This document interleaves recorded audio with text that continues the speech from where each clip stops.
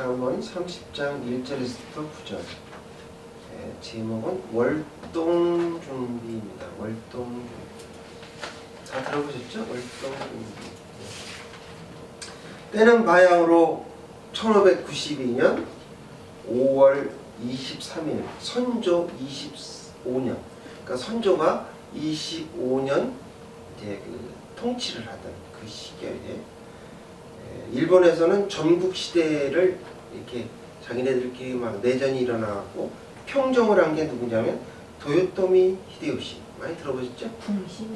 도요토미 히데요시가 이제 내륙을 다 평정을 하고 그 다음에 이제 중국 대륙을 이제 야욕 침략 야욕을 불타면서 임진왜란을 일으켰습니다.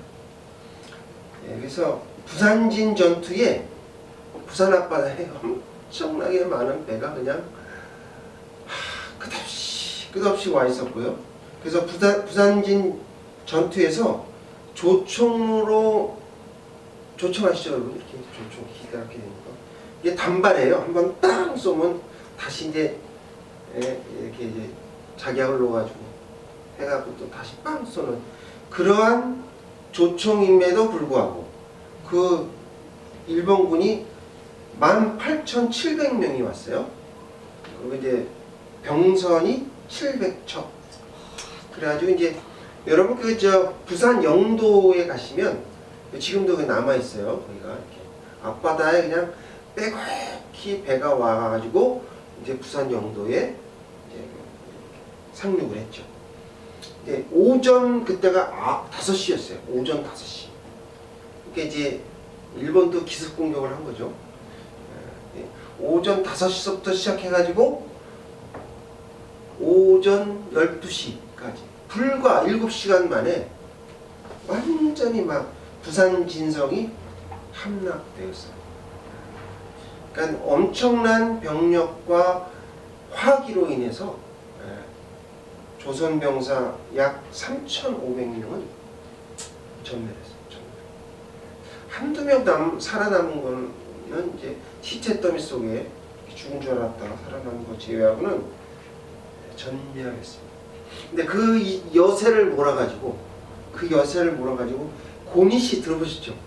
고니시 휘하에 있는 1군과 그 다음에 갓도 아시죠? 갓도 2군 여기서 그냥 막 한쪽은 이렇게 그 내륙으로 쭉 타고 올라오고 그렇게 해가지고 그 한양을 갖다가 공격을 하려고 각축전을 벌였습니다.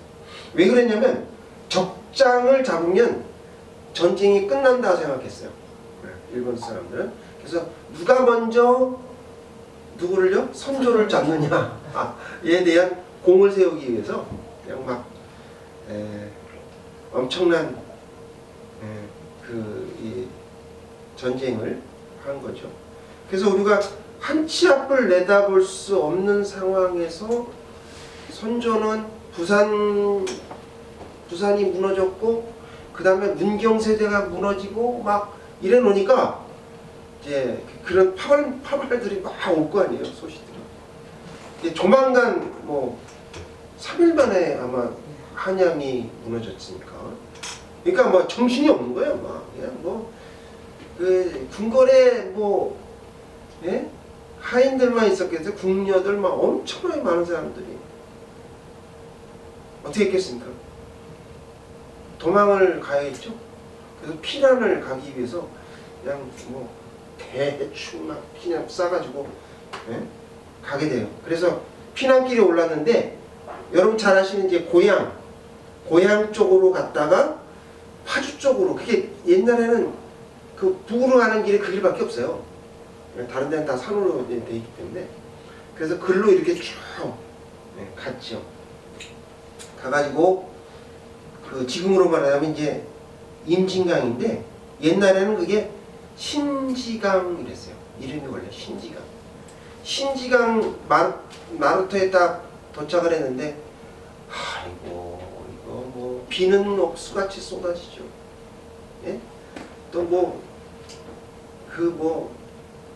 군인들이 몇 명이 있었겠습니까? 거기다가 아이들, 여자들, 막 아비규네, 아비규. 그 나루를 이제 건너긴 건너야 되는데 어두우니까 칠흑 같은 어둠 속에 비는 오지요, 사람은 많지요. 잘못하면 그냥 압사당하죠, 밀려가고. 그런 상황에서 좌충우돌 정말 이게 목숨이 왔다 갔다 하는. 왜냐면 잘못하면 임진강에 그냥 바로 휩쓸려 들어가잖아요. 비가 계속 오니 여기저기 뭐 물난리니 뭐 난리가. 아비규영 속에서 그때 동행했던 신하 중에 한 사람이 있었어요. 백사 이항복. 백사 이항복이 있었는데 누군가 밀봉한 편지를 그 백사 이항복이 전해줍니다. 백사 이항복이 풀로 갖고 딱 보니까 뭐라고 써있냐면 화석점을 불살라라 라고 되어 있는 거예요. 화석점을 불살라라. 그 누가 이 편지를 썼나 봤더니 바로 율곡이이가 이 편지를 써놓고 돌아가신 거예요. 그래서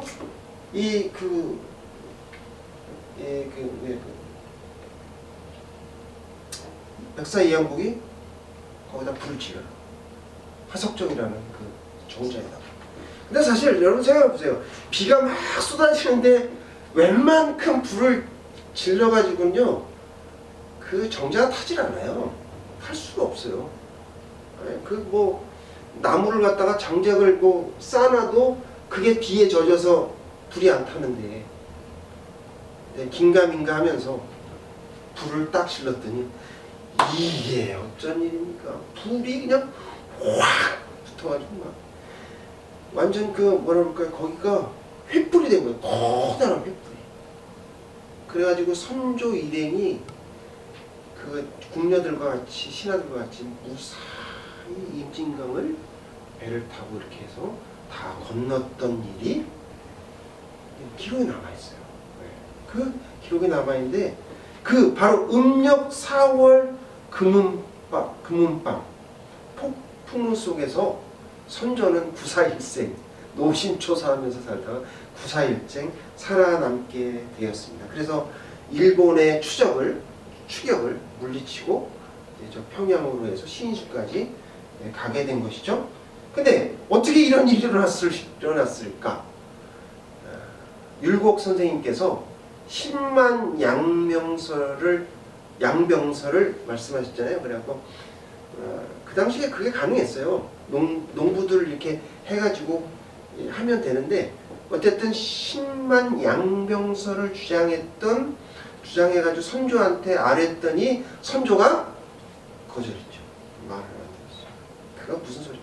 그때 왜 그러냐면 노론, 뭐 동인, 서인, 막 당파 싸움으로 인해 가지고요. 오죽하면 그 일본에 그 보냈잖아요. 사신을 보냈는데 어떤 사람은 일본이 전쟁을 일으킨다라고 얘기하고 괜찮다, 괜찮다, 평화롭다 이렇게 얘기했지 않습니까? 어쨌든 간에 그랬는데 이제 율곡 선생이 돌아와서 야 이건 어떻게 할까 생각했는데 그 길목 그러니까 분명히 선조가 나중에 이쪽으로 피난을 올 수밖에 없는 길이거든요. 오는 길에 이제 하인들을 시켜갖고 그냥 그 기름 있죠, 들기름 걸레 이렇게 이런 데다가 묻혀갖고 마루 있죠, 마루하고 기둥하고요 여기를 계속 바른 거야. 그럼 어떻게 돼요? 나무가 기름이 묻을 거 아니야. 물으면 또 마르죠? 그럼 또 말라. 그래가지고 기름이 흠뻑 묻었던 거예요. 그래가지고 거기에 그러면서 이제 그 율곡 선생님이 편지 하나를 썼죠. 밀봉한 편지를 남겼는데 어려움이 닥치면 이거를 갖다 전해줘라, 열어보라고 해라 라고 하시면서 율곡 선생님은 운명하셨어요. 그리고 그 이후에 이런 일이 벌어진 거죠. 그러니까 참 율곡 선생님 아니었으면 선조는 잡혀서 예, 죽었고 우리나라는 일본의 속국이 되어 여러분 아시죠? 우리 오키나와 오키나와가 원래 거기가 나라였어요. 근데 일본이 이제 임진왜란을 일으키기 전에 거기를 먼저 정복했잖아요. 그래가지고 거기서 완전히 막 전쟁 준비를 해가지고 온 거거든요. 그러니까 우리나라도 어떻게 돼요? 오키나와처럼 그렇게 돼가지고 나중에 우리나라 백성들은 어떻게 됐을까요? 노예뿐만 아니라 우리 중국하고 걔네들 싸웠을 거예요. 그러면 다 그냥 총알바지가 되는 거죠. 그런 일이 생겼을 것입니다. 1593년 거의 이제 전쟁이 이제 막바지에 들어서서 막바지가 아니죠. 이제 한양으로 다시 이제 선조가 돌아옵니다. 그래서 선지강을 건너게 되었는데 선조가 통곡하면서 나라를 위해서 싸운 순국 병사들의 혼을 달래는 위령제를 드렸어요. 지금도 위령제를 해요. 드렸고 부산진에 있는 거기에 위령제를 짓는데 위령제를 지내면서 하늘의 도움을 받아 이 나라로 다시 돌아왔다라고 해서 이말임 그 다음에 나루진 이래서 원래는 이름이 그렇지 않았는데 임진강으로 바뀝니다. 원래는 이제 그 이름이 아니었고 신지강이었다가 이제 임진강으로 이름이 바뀝니다. 저는 처음에 그 임진강하고 이름이 별로 좋지 않았는데 이걸 듣고 나서 보니까 굉장히 귀한 이름이다라고 생각이 들었습니다. 근데 우리가 선조가 이렇게 겪은 일들이 우리가 일생을 살아가면서 이런 일을 겪을 가능성이 있을까요? 없을까요? 있어요. 있을 수 있어요. 다행히 없으면 뭐 다행이지만 그럴 일이 있을 수 있어요. 올해 조금 추운 겨울을 준비하시기 위해서 김장 다 하셨습니까? 네. 김장이 났어요. 수고 많이 하셨습니다. 얼마나 힘드셨을까? 김장하느라고 저는 예전에 김장을 한 200포기 한 적이 있었는데 200포기면은 그걸 반 자르면요 그게 400이 돼요. 그걸 옛날에 했어요. 근데 왜 그랬냐면 그때 먹을 게 없었죠. 먹을 게 없으니까 겨울에 그거 아니면 안 돼. 그럼 무도 엄청 많이 심었어요.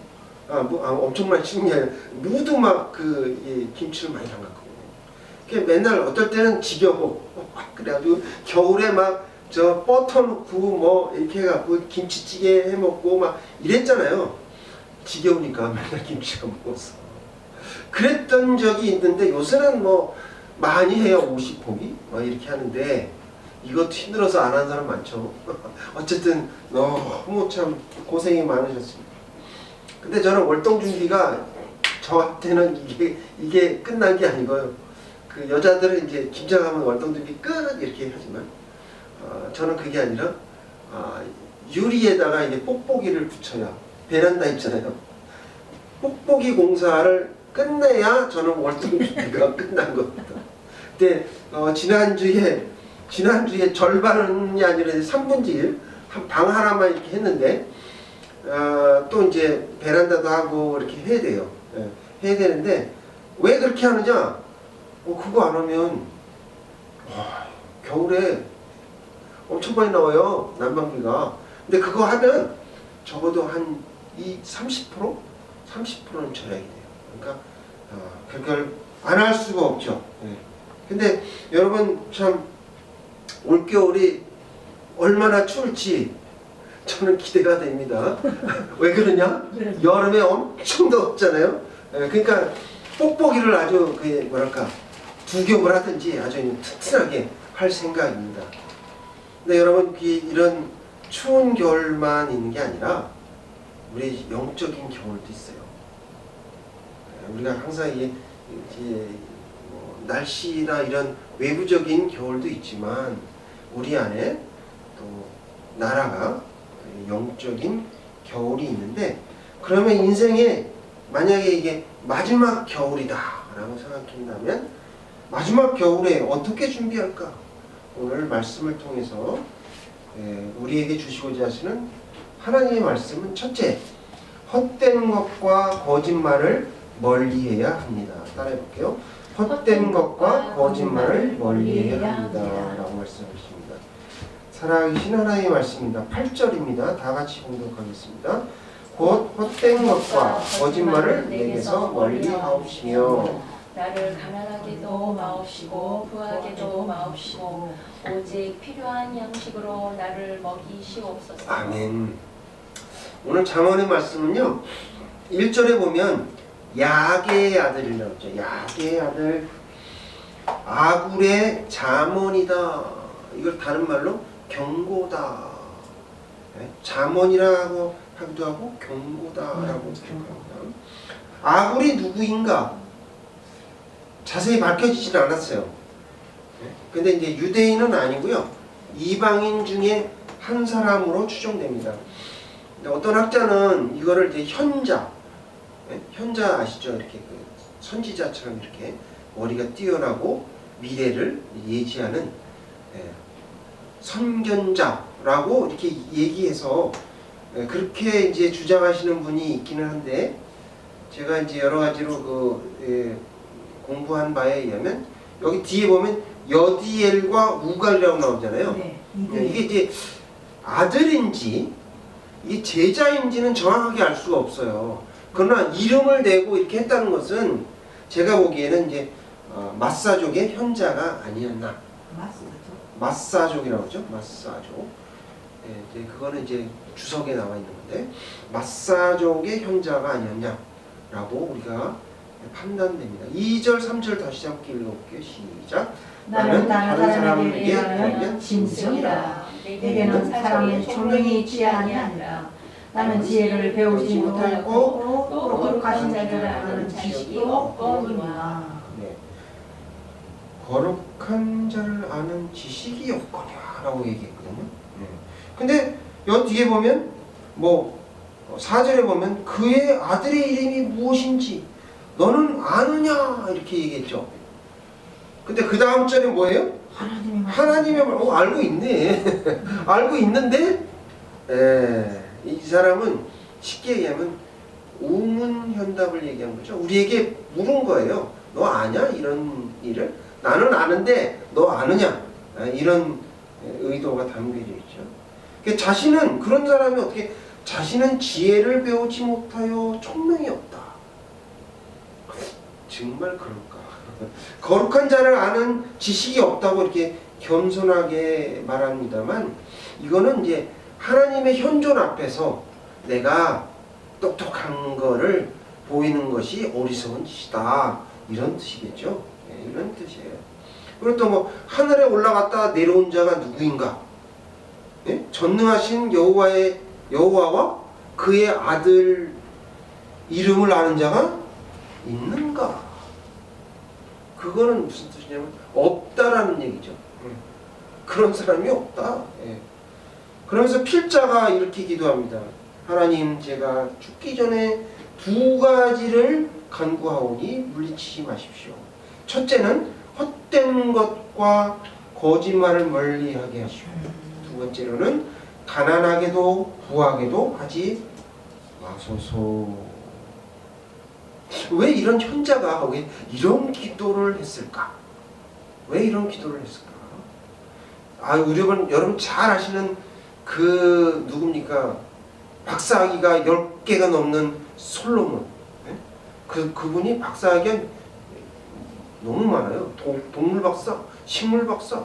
아주 똑똑한 분인데 그분이 나중에 전도서에 뭐라 그래요? 헛되고 헛되니 모든 것이 헛되도다. 근데 여기서도 그런 비슷한 얘기를 하잖아요. 그러면 그가 가난해서 도둑질한 적이 있었을까요? 아니면 그가 배불러서 하나님을 모른다고까지는 뭐 안 했겠지만 교만한 마음을 가졌을 적이 있었을까?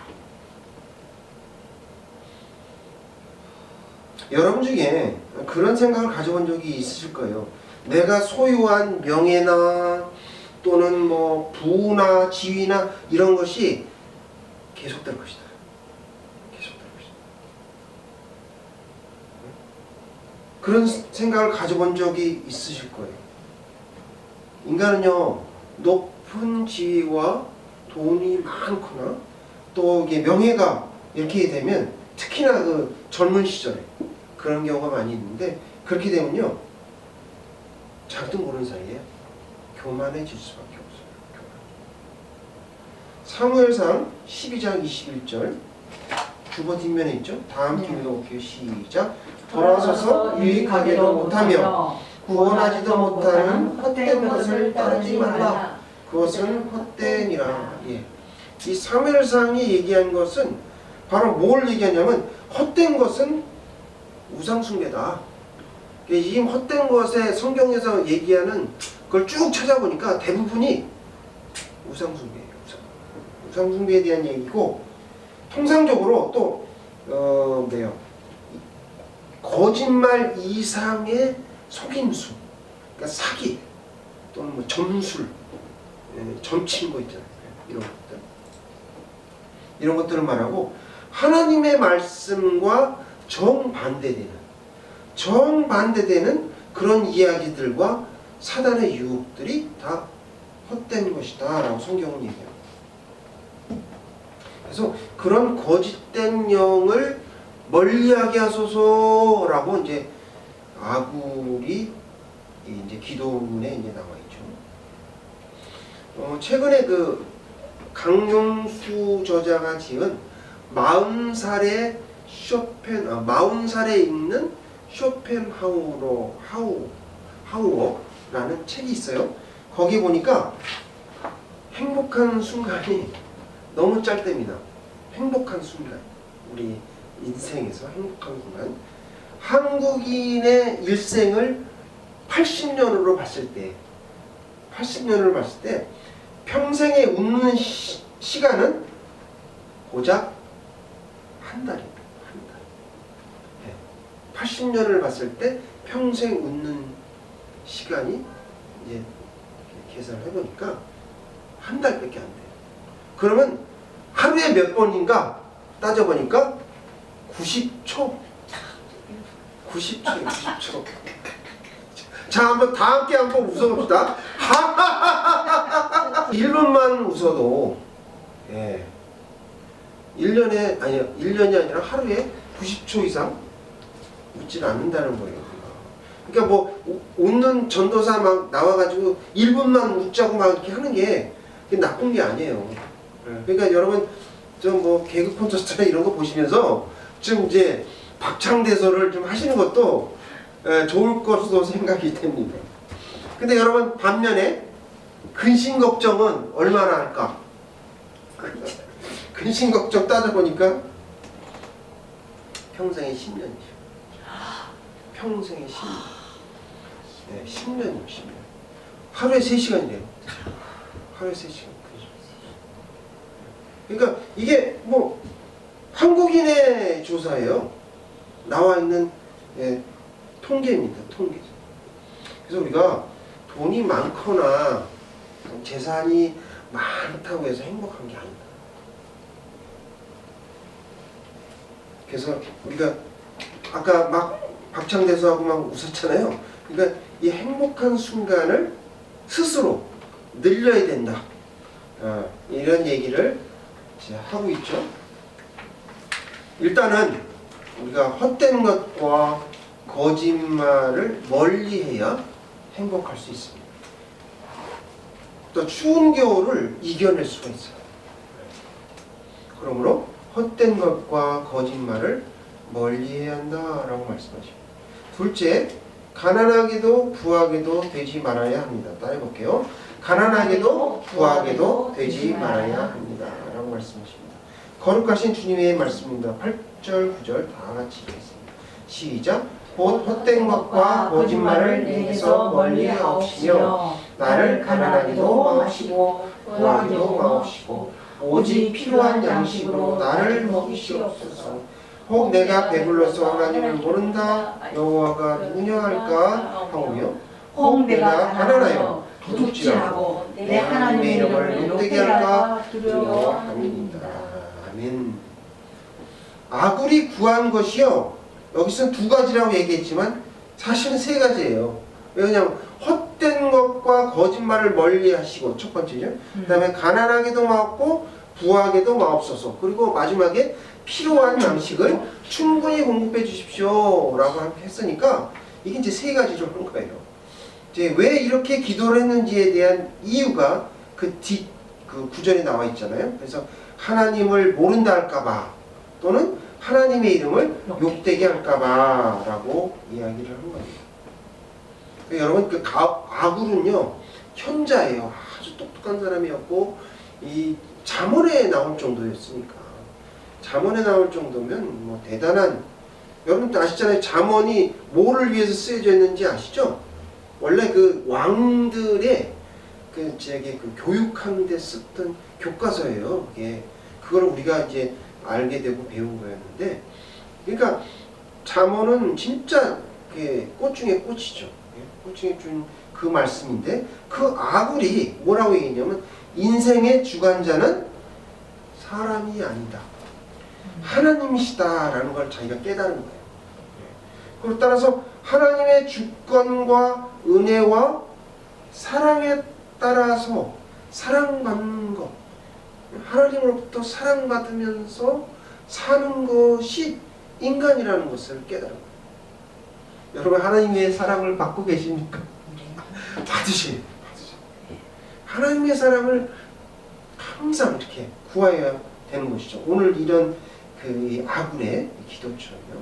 그래서 우리가 범사에 감사하고 사는 것이, 질서 있게 사는 것이 바로 지혜다라고 오늘 잠언은 이야기하고 있습니다. 최근에요 KBS 드라마가 있어요. 다리미 패밀리라고 들어보셨나요? 다리미 패밀리. 그러니까 이게 3대째 이 그 세탁소를 운영하는 곳인데, 할아버지, 뭐 이제 그다음에 이제 아버지, 엄마, 그다음에 이제 자식이 이렇게 같이 3대가 우정을 하고 있는데요. 노부부가 봄에 이렇게 이제 나물 있잖아요. 나물 캐려고 호미 들고 이제 산에 갔다가 땅을 막 칵칵칵 봤는데 뭐 이상한 게 걸리는 거예요. 나물은 안 나오고. 막 봤더니 그 안에 5만 원짜리 뭉탱이가 나오고, 5만 원짜리. 근데 그게 액수가 100억이에요. 5만 원짜리 뭉탱이가. 그래서 다시 묻었어요. 묻어갖고 집에 갔다가 이걸 어떻게 될까 전전긍긍하다가 나중에 이제 그거를 조금씩 이제 가져와서 집에다 가져왔는데, 이게 숨겨둘 곳이 마땅치 않은 거예요. 어디다 숨겨둘 거야? 이게 엄청 많은데, 그죠? 그래서 세탁소에 있는 옆에 보면 이렇게 에어컨 있잖아요. 에어컨, 스탠딩 에어컨. 거기에다가 그걸 에어컨을 못 틀게 만들어 놓고 그 안에다가 막 집어넣었어요. 네. 그리고 또 침대를 하나 샀어요. 침대도 사용 안 하는 할아버지 할머니가 침대를 사가지고 그 밑에다가 5만 원짜리를 차곡차곡 깔았어요. 그래서 매트리스를 덮었어. 그래서 이 할아버지 잠을 자게 된 거죠. 그런데 좀 이게 아이러니하게 또 손님이 저 세탁소에 왔다가 불을 냈네. 라이터를 자랑하다가. 그래가지고 세탁소가 홀랑 타버렸어요. 그러면 어떻게 됐을까요? 여기 있던 그 안에 집어넣었던 에어컨의 돈이 다 타버렸어요. 절반이 타버린 거예요. 절반이. 다 타버렸어요. 그랬는데 이 할아버지 할머니가 며느리하고 합쳐가지고 했는데 말을 못하는 거예요. 왜냐면 이걸 얘기하게 되면 어떻게 돼요? 자기 비밀이 다 들통나잖아요. 그러니까 막 전전긍긍하면서 이 돈을 어떻게 하면 잘 이렇게 해서 할까? 참 이런 모습을 제가 TV에서 봤습니다. 자, 여러분 같으면 어떻게 하시겠어요? 자, 100억이 든 돈가방을 주셨어. 어떻게 하실래요? 네? 이거를 파출소에다가 딱 갖다 놓으면 나중에 그 이제 주실 거에 대한 법적으로 하면 10%인가요? 10%를 주는가 봐요. 그러니까 그렇게 받아서 그냥 편안하게 사실래요? 아니면 그거를 그냥 다 내 것으로 해가지고 이 할아버지 할머니처럼 철저히 숨겨가면서 두근두근 하면서 사실 것입니까? 그러니까 여러분의 선택이에요. 선택.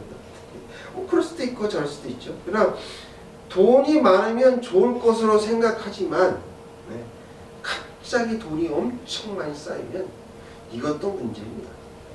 이게 어떻게 될지. 행복과는 거리가 멀어집니다. 저는 이제 돈 없는 목사지만 행복한 순간을 좀 이렇게 갖기 위해서 제 나름대로 노력을 합니다. 가끔 이제 마트에서요 사온 많이 사오잖아요. 이렇게 한꺼번에 가가지고 뭐 이마트도 가고 뭐 이런 데서 사가지고 음료수나 뭐 이런 거 뭐 마실 거 이런 걸 이제 사가지고 오다가 우리 이제 그 아파트에 공원이 있어요.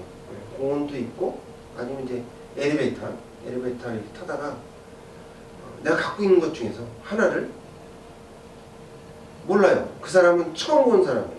나하고 이해관계도 없어. 근데 그걸 줘요. 하나.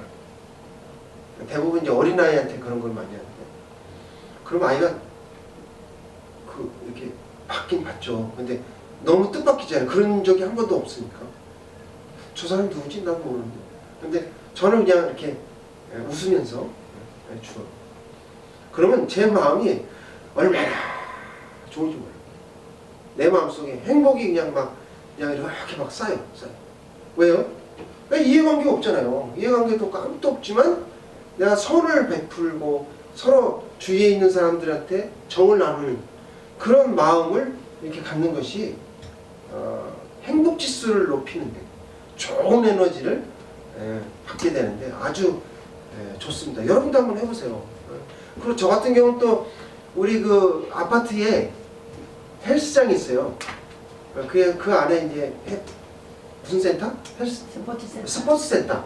스포츠 센터라고 해가지고 거기에 이제 목욕탕도 있고 뭐 이제 여러 가지 수영장도 있고 뭐 그런데 거기에 보면 그 청소하시는 저기 어르신이 있어요.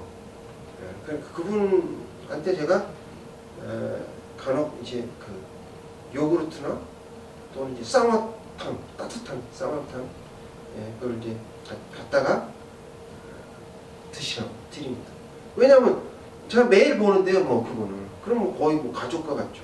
가족과 같고 얼마나 우리들을 위해서 청소해야지요, 물 내야지요, 또 여러 가지 그 일을 하시니까 너무 고맙잖아요. 그래서 제가 갖다 드리면 이거 그분 얼마나 그 고마워하시고 또 그거를 아주 맛있게 잘 드시는지 참 갈 때마다 인사하고. 그러니까 우리가 이게 사는 데에 어떤 행복이 아닐까. 돈이 많고 적은 게 중요한 게 아니고 삶을 어떻게 살아가는가가 더욱더 중요하다. 그런 거죠. 하나 더 얘기하면 저는 또 마트나 편의점에 가서요. 내가 먹고 싶은 것이 있었는데 어느 날 갑자기 1+1을 하거나 2+1을 할 때가 있어요. 그럼 그거 딱 사죠. 왜냐면 그 전에 비싸서 못 먹었던 거 체리 같은 거 있거든요. 이렇게 3,000원씩 해요. 뭐 그거 비싸거든요. 근데 그거를 1+1 할 때가 있다니까요. 그거 사요. 그 소확행이라고 해서 소확행. 너무 좋아요, 너무 좋아. 그래서 행복한 시간을 이렇게 늘려가는 게 이게 이제 재밌게 인생을 사는 게 아닌가. 여러분들도 다 이제 그런 게 있을 거예요. 나름대로 그렇게 사시는 것이 행복하게 사는 게 아니냐. 나의 주어진 환경 가운데서 행복하게 살려고 노력하는 게 바로 월동 준비다. 그렇죠? 그래서 그러므로 가난하게도 부하게도 되지 말라고 이렇게 아굴이 얘기하고 있습니다. 오늘 말씀을 통해서 헛된 것과 거짓말을 멀리해야 합니다. 가난하게도 부하게도 되지 말아야 한다라고 말씀하십니다. 5절을 다 함께 읽어보겠습니다. 시작. 하나님의 말씀은 다 순전하며 하나님은 그를 의지하는 자의 방패이시니라. 네. 그 뭐 여기서 보면 하나님의 말씀은 다 순전하며 순전하다라는 히브리식 표현은요. 용광로 속에서 재련돼 가지고 불순물이 없는 거의 99.9% 100%에 해당하는 순수한 정금을 말합니다. 그러니까 그런 하나님의 말씀을 의지하는 자는 결코 실패하지 않고 하나님께서 우리를 보호하신다라는 말. 그러니까 여러분 제발 부탁입니다. 제발 죽기 전에 성경을 좀 가까이 하십시오. 가까이. 여러분 중에 창세기서부터 계시록까지 한 번도 읽은 적이 없으신 분이 계시다면 지금이라도 늦지 않았어요. 제발 부탁이니까 한 번만 좀 죽기 전에 한번 다 해야 되지 않겠습니까? 더 이상 추운 겨울이 오기 전에 해야 되지 않겠냐. 목숨 걸고 성경을 읽으려고 해야 돼요. 필사하려고 해야 돼요. 그게 여러분이 그 성경이 여러분을 지켜줄 것이기 때문입니다. 요즘은 왜 이렇게 재난이 많은지 여러분 그 최근에 그 스페인이 선진국이에요. 우리보다 소득이 높은 나라인데 스페인 발렌시아에서 대홍수가 일어났습니다. 갑자기 강물이 불어가지고 제방이 무너지고 도시 전체가 마비가 됐죠. 그래서 220명이 죽었어요. 그리고 70명이 실종됐어요. 다 합하면 거의 약 한 300명이 죽었어요. 근데 이게 방글라데시나 이런 나라가 아니라니까요. 선진국이라니까요. 선진국. 자동차들이요. 그 홍수로 인해 가지고 막 밀려들어서 골목마다 이렇게 막 쌓였어요. 진흙하고 막 엄청. 참 60년 만에 대홍수랍니다. 60년. 네, 여러분 그거 아셔야 돼요. 천재지변이나 또는 재난은요. 세상의 사악함에 대한 하나님의 혐오의 표현이에요. 그렇다고 해서 스페인이 뭐 그렇다는 뜻이 아니라 전체적으로 하나님이 이 사람을 보고 하신 것이죠. 세상에 여러 가지 일들이 일어나죠. 특히나 뭐 최근에는 여러 전쟁의 소문이 여기저기 들리는데 이런 것들이 하나님의 날이 가까웠다는 것을 알리는 신호예요. 그러니까 이거를 그냥 무시하시면 안 됩니다. 서두에서 말씀드렸지만 임진왜란은 어찌 보면 인재입니다. 인재. 선조 때 시작했던 동인과 서인의 치졸한 당파 싸움으로 인해 가지고 전쟁을 부른 것이고요. 율곡선생의 10만 양병설을 조금이나마 귀를 기울였다면 이런 일이 일어나지 않았을 것이고 7년이라는 그 긴 세월을 국토가 다 유린이 됐잖아요. 근데 이게 지금은 어떠냐 이죠. 지금도 이런 일이 주위에 보입니다. 그때와 지금과 비슷한 현상들이 지금 벌어지고 있는데 참 안타깝습니다. 정권을 잡기 위해서 하는 건 뭐 이해가 가지만 나라가 없으면 그거 아무 소용없는 거예요. 나라 잃으면 뭐 그거 무슨 나라 잃은 백성이 얼마나 비참한지는 여러분 잘 아시잖아요. 유대인들의 그 역사를 보면 바로 알 수가 있죠. 그러니까 여러분들 그거를 참 아셔야 되고, 오늘 그 주보 뒷면에 보니까 잠언의 30장 똑같은 말인데요. 24절, 25절을 다 함께 읽어봅시다. 시작. 땅의 작고도 가장 지혜로운 것 내신이다니 곧 힘이 없는 종류로되 먹을 것을 여름에 준비하는 개미와. 네, 하나님이 우리를 위해서 작고 힘이 없는 곤충인데 먹을 것을 위해서 여름에 그렇게 열심히 일하는 개미를 우리에게 보여주셨어요. 우리 보고 본받으라고. 본받으라고. 힘이 없는 미물도 이렇게 때를 알고 저리 준비를 하는데, 예? 하물며 인간인, 예? 만물의 영장인 인간은 왜 앞길을, 예? 대비하지 못하는 걸까요? 멀지 않은 시기에 우리도 매서운 눈보라가 몰아치는 그런 추운 겨울이 다가올 수 있습니다. 그래서 우리는 이를 위해서 기도하면서 과연 무엇이 필요할까? 무엇을 준비해야 할까? 한 번쯤은 생각을 해봐야 됩니다.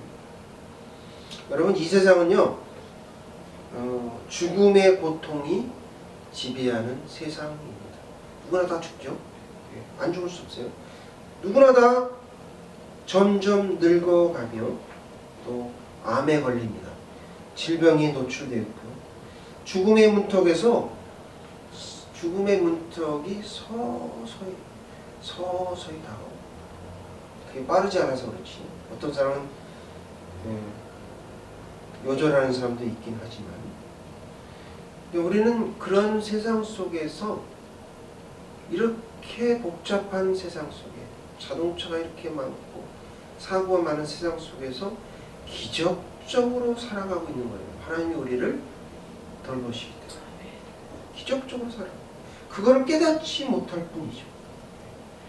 그리고 세상은 참 힘들고 무겁습니다. 그게 현실이에요.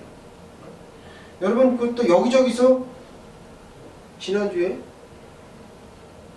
핵전쟁 소식이 들려오지 않습니까? 일어나지 않았을 따름이지. 일어나지 않았다. 여러분, 10월 달에 국군의 날을 행사했잖아요. 그랬을 때 저는 엄청 시끄러웠어요. 왜냐하면 그거를요, 한 달 전서부터 연습을 하더라고요. 헬리콥터가. 그래가지고 제가 50대에서 한 70대 봤어요. 한꺼번에 떠가지고 다다다다다다다다다다다. 예? 그래가지고 그 왜 그래나 했더니 국군의 날 행사 때 그거 시범 보이려고.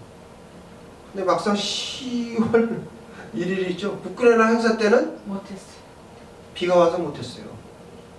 그렇다고 해서 그 헬리콥터가 없었던 건가요? 아니죠. 아니에요. 있었던 거예요. 그러니까 우리가 지금 그런 핵전쟁이나 이런 것들이 일어날 가능성이 있었는데 하나님께서 막으시고 이렇게 해서 이렇게 된 거지, 아예 그 의미가 없었던 게 아니라는 거예요. 그걸 모르면 안 돼요. 그걸 모르면 안 돼요. 그렇지만 우리는 두려워해서는 안 됩니다. 우리에겐 소망이 있어요. 무슨 소망이요? 하나님께서 우리에게 두려워하지 말라라고 말씀드렸어요. 두려워하지 말라. 저는 이 말씀을 의지합니다. 무서우면 무서울수록 하나님께 더 가까이 갑니다. 더 기도합니다. 열심으로 기도합니다. 저는 무엇을 준비해야 될지 솔직히 잘 모르겠어요. 각자 또 삶이 다르기 때문에 이거를 이렇게 해서 이렇게 준비해야 됩니다 라고 말씀을 못 드리겠습니다. 왜냐하면 저도 모르기 때문에. 단지 그냥 그때그때 말씀을 주시고 순종하며 살아갑니다.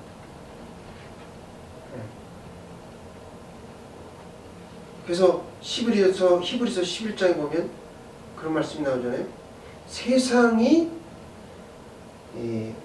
뭐예요? 세상이 믿는 사람을 감당할 수 없다.